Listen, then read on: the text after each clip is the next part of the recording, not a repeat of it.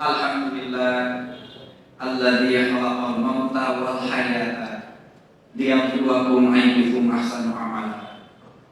Asyhadu an la ilaha illallah wahdahu la syarika lah wa asyhadu anna Muhammadan abduhu wa rasuluh.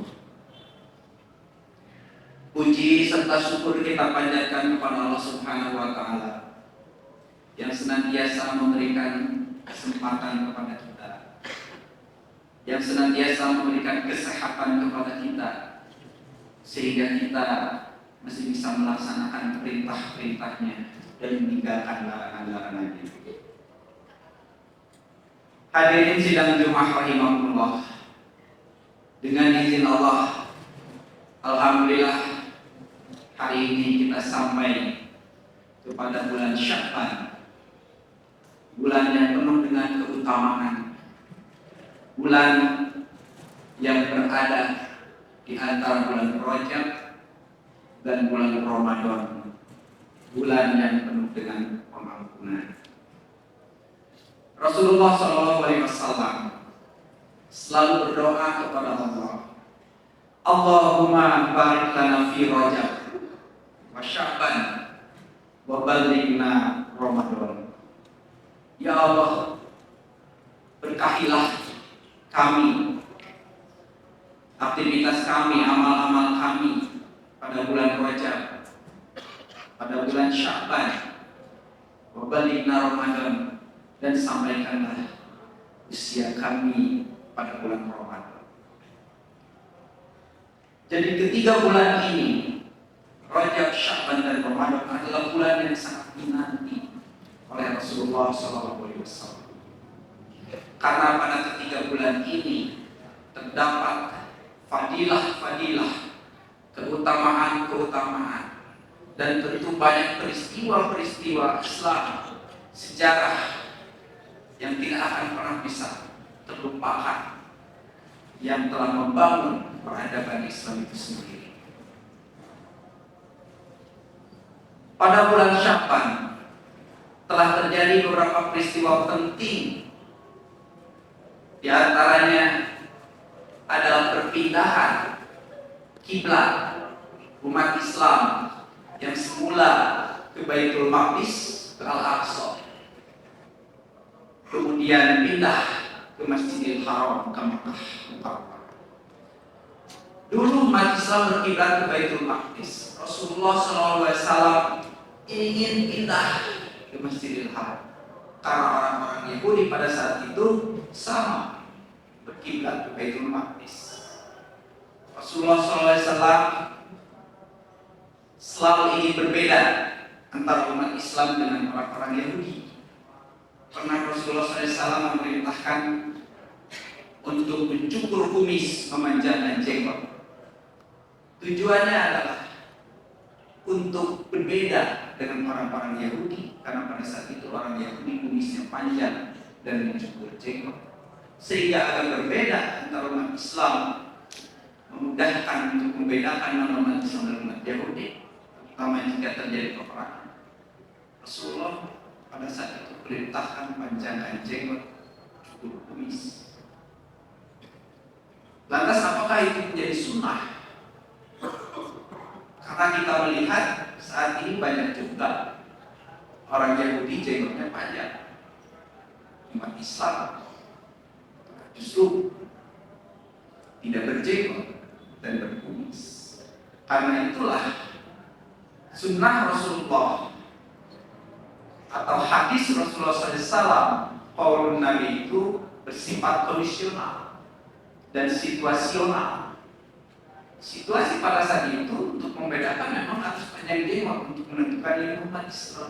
Sekarang tidak bisa, sehingga tidak bisa saat ini disimpulkan jika kita mencukur jenggot itu sama dengan orang Yahudi, apalagi dikatakan tasawuf pada orang Yahudi. Rasulullah SAW selalu ingin berbeda dan selalu berdoa kepada Allah agar kiblat itu dipindahkan, sampai-sampai Allah melihat usaha Rasulullah SAW dan akhirnya mengabulkannya, menurunkan surat Al-Baqarah ayat 144 Qadna taqalluba wajhika fis samaa falanwalliyannaka qiblatan tardaha fawalli wajhaka syatral masjidil haram. Ayat ini turun pada bulan Syawal menjawab keinginan Rasulullah SAW yang berkiblat ke Makkah, ke Ka'bah. Kata Allah Subhanahu wa Ta'ala, sungguh kami tahu engkau Muhammad selalu menengadahkan wajahmu ke langit, meminta perpindahan arah kiblat. Falan waliyannaka qiblatan tardah. Maka sekarang hadapkanlah wajahmu ke arah yang kau inginkan. Fawalli wajhaka syatral masjidil haram. Hadapkanlah wajahmu ke Masjidil Haram. Mulai saat itu umat Islam berpindah kiblat. Pada saat itu Rasulullah SAW sedang sholat asar dengan para sahabat melalui Ruhul Amin Jibril turun dari kepada Rasulullah. Fadaru, Rasulullah berputar yang asalnya menghadap Baitul Maqdis, kemudian Rasulullah menghadap ke Masjidil Haram. Ini terjadi pada bulan Syawal. Hadirin sedang jemaah rahimakumullah. Kemudian pada bulan Sya'ban tahun kedua Hijriah turun juga sesuatu yang sangat penting dalam Islam, yaitu kewajiban untuk berzakat.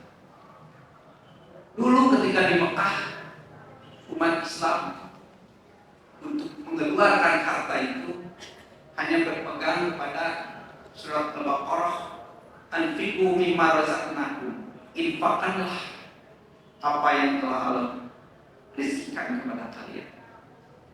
Maka pada saat itu umat Islam berlomba-lomba menginfakkan hartanya tanpa tahu harus berapa. Intinya mengeluarkan harta itu perbuatan yang sangat baik, berpahala sangat besar, sehingga orang berbondong-bondong terus menginfakkan harta.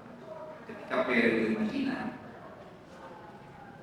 orang yang banyak harta mereka tidak masalah mengeluarkan harta sebanyak-banyak. Tapi bagi orang yang tidak punya harta, mereka tidak bisa berbuat apa-apa. Sampai sama Salman Al-Farisi berkata kepada Rasulullah, Rasulullah, kenapa berinfak terus? Orang yang punya harta mungkin dia bisa berinfak, tapi kami yang tidak punya harta, bagaimana?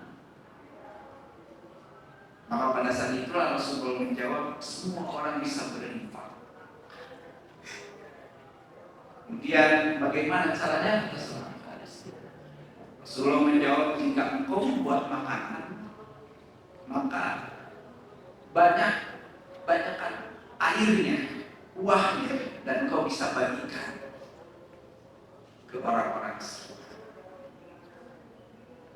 Pulang ke rumah, Salman Al-Farisi sampaikan ke istrinya, membuat makanan dengan kuah yang sangat banyak. Isinya tidak ada kuah semua dibagi ke tetangganya yang kaya raya, dia dapat makan. Dia bilang ke istrinya, Salman Al-Farisi dalam kondisi ekonomi seperti itu bisa berinfak, kita orang kaya raya berinfak oleh orang yang miskin.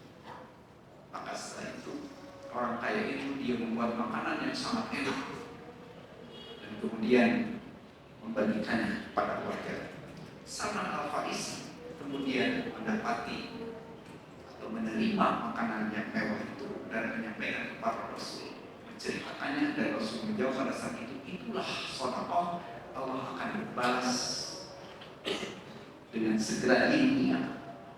Jadi kita mengeluarkan sedikit akan datang kepada kita jauh yang lebih besar. Salman Al-Farisi berinfak dengan makanan hanya buah saja, datang makanan sangat mewah. Dulu periode Madinah seperti itu, berinfak. Setelah hijrah ke Madinah, di Makkah hanya berinfak, di Madinah tahun udah hijrah turun kewajiban berzakat. Pada saat itu mulai jelas bahwa orang yang fakir dan miskin dia tidak memiliki kewajiban, tapi hanya menerima zakat. Begitupun pengeluaran untuk orang-orang alamiah itu diukur, ada takarannya. Zakat dari perniagaan sekian, dari pertanian sekian, dari peternakan sekian.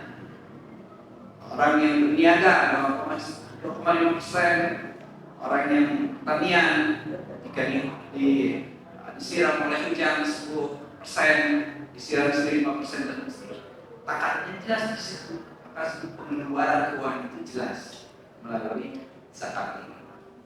Itu turun ayat kewajiban itu pada bulan Syawal.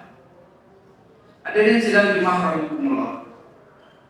Kemudian pada bulan Sya'ban terjadi juga peristiwa besar. Pada saat itu Rasulullah SAW ketika di Madinah setelah hidup damai berdampingan dengan orang-orang Yahudi, pada saat itu Rasulullah membuat piagam Madinah. Di antaranya isinya adalah umat Islam dan dengan umat Yahudi hidup berdampingan. Tidak boleh saling mengganggu dalam ibadah dan tidak boleh mengganggu dalam hal nyawa. Umat Islam tidak boleh mengganggu ibadah umat Yahudi, umat Yahudi tidak boleh mengganggu umat Islam, umat Islam juga tidak boleh mengganggu umat Yahudi, umat Yahudi tidak boleh hidup berdampingan. Lambat laun ada orang Yahudi, dia bernama Haris bin Biro, merasa terganggu dengan keberadaan umat Islam pada saat itu di Madinah, sehingga berencana untuk menyerang, mengusir umat Islam dari Madinah. Dan dia yakin bisa melakukan itu karena pada saat itu umat Islam minoritas. Rasulullah menerima perintah itu, mengirim utusan untuk mengkonfirmasi, dan ternyata iya. Rasulullah SAW pada saat itu menghadapinya. Mereka adalah Bani Mustalik. Peristiwa itu disebut perang Al-Mustalik karena melawan Bani Mustalik. Rasulullah menghadapinya dengan membawa seluruh yang ada. Pada saat itu masih minoritas 700 orang dan orang berkuda hanya 30 orang. Kelapangan dan bertempur di sana. Umat Islam terpukul karena dengan izin Allah Subhanahu wa Ta'ala memberikan perasaan yang pesimis kepada musuh Islam dan memberikan rasa besar kepada hati umat Islam, tumbuh keberanian yang luar biasa, sehingga dengan izin Allah umat Islam yang minoritas mengalahkan kaum Bani Mustalik yang mayoritas. Turunlah surat Al-Baqarah ayat 249, kami fi'atin qalilatin, betapa banyak kaum minoritas itu kalau bakiatan kasiratan bisa mengalahkan kaum yang mayoritas. Bismillah, tentu hanya dengan izin Allah. Wallahu ma'as-sabirin, dan Allah bersama orang-orang yang sabar. Jadi ayat ini menjawab tentang kondisi peperangan itu tidak mustahil. Rasulullah sedikit, mereka banyak, tapi Rasulullah yang menang. Barakallah.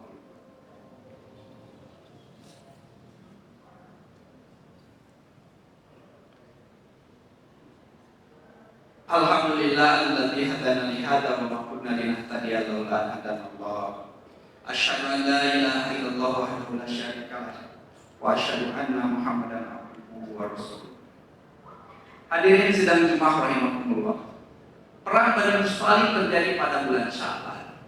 Dan pada peristiwa itu Rasulullah SAW membawa istrinya Aisyah radhiyallahu anha pada perang itu.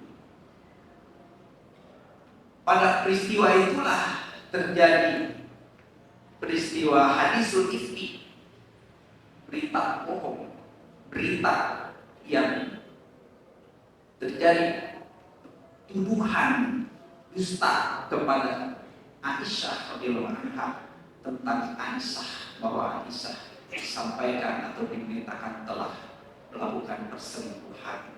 Sebutlah peristiwa itu hadisul ifki, berita bohong. Rasulullah SAW membawa Aisyah radhiyallahu anha, istrinya. Kemudian ketika Rasulullah SAW sedang dalam perang, Aisyah berada dalam tenda yang di atas untanya. Terus Siti Aisyah itu turun untuk buang air. Kemudian sahabat menyangka Siti Aisyah ada di dalam tenda. Maka rombongan berjalan, padahal Aisyah di luar. Aisyah kembali naik ke tenda, sudah tidak ada. Rombongan sudah berangkat. Maka Rasulullah tinggal di base camp Aisyah pada saat itu sendirian karena tertinggal. Dan sahabat ternyata Aisyah itu ikut ada sendiri. Kemudian sahabat Rasulullah SAW, Sofwan bin Mu'attal, dia tertinggal mau menyusul, ternyata dilihat ada istri Rasulullah SAW. Maka Sofwan bin Mu'attal ini mengajak Siti Aisyah, khawatir tinggal sendiri, untuk ikut mengejar rombongan. Diboncenglah itu Aisyah oleh Sofwan bin Mu'attal mengejar rombongan. Sofwan bin Mu'attal menuntut umpannya Siti Aisyah. Maka kesempatan itu dimanfaatkan oleh orang-orang munafik. Abdullah bin Ubay menyebarkan berita bahwa Siti Aisyah berselingkuh dengan Sofwan bin Mu'attal. Pada peristiwa perang Bani Mustalik pada bulan Syawal. Jadi peristiwa hadis Hudayfi, Rasulullah pun juga hampir percaya tentang berita tersebut. Hampir sebulan lamanya Rasulullah mendiamkan Siti Aisyah, sehingga pada akhirnya Allah Subhanahu wa taala menjawab kepada Rasulullah melalui surat An-Nur ayat 11 sampai 13 yang menjelaskan tentang bahwa Aisyah radhiyallahu anha adalah seorang perempuan yang suci yang tidak pernah berselingkuh dengan siapapun. Di sana barulah terang dan bertambahlah kasih sayang Rasulullah SAW kepada Siti Aisyah yang tidak pernah pada saat itu melakukan pemeliharaan kepada Rasulullah. Terus Allah langsung memberikan jawaban kepada Rasulullah SAW. Itu terjadi pada bulan Syawal. Hadirin sedang jemaah rahimakumullah. Pada bulan Syawal pun juga terjadi turun surat Al-Ahzab ayat 56, di mana bersolawat kepada Rasulullah SAW merupakan amal-amal yang sangat baik, pahala. Dalam surat Al-Ahzab ayat 56, Innallaha wa malaikatahu yusholluna 'alan nabi ya ayyuhalladzina amanu shollu 'alaihi wa sallimu taslima. Ayat itu benar-benar turun ayat. Allah Subhanahu wa taala, para malaikat bersolawat kepada kita umat Islam, maka disunnahkan untuk senantiasa bersolawat kepada Rasulullah Sallallahu Alaihi Wasallam. Dan masih banyak pula peristiwa-peristiwa penting pada bulan Sya'ban yang tentu menjadikan bulan Sya'ban ini berbeda dari bulan-bulan yang lainnya. Rasulullah SAW selalu ingin masuk usianya sampai di usia bulan Sya'ban, dan tidak pernah Rasulullah SAW sebanyak mungkin melainkan pada bulan Sya'ban. Demikian yang bisa Khatib sampaikan, semoga bermanfaat. Rabbana la tu'akhidna in nasina aw akhtana. Rabbana wa la tahmil alaina isran kama hamaltahu 'alal ladzina min qablina. Rabbana wa la tuhammilna ma la taqata lana bih wa'fu 'anna waghfir lana warhamna anta maulana fansurna 'alal qaumil kafirin. Rabbana atina fid dunya hasanah wa fil akhirati hasanah wa qina adzabannar. Amin ya rabbal alamin. Aku qouli hadza wa astaghfirullah li wa lakum. Wassalamualaikum warahmatullahi wabarakatuh.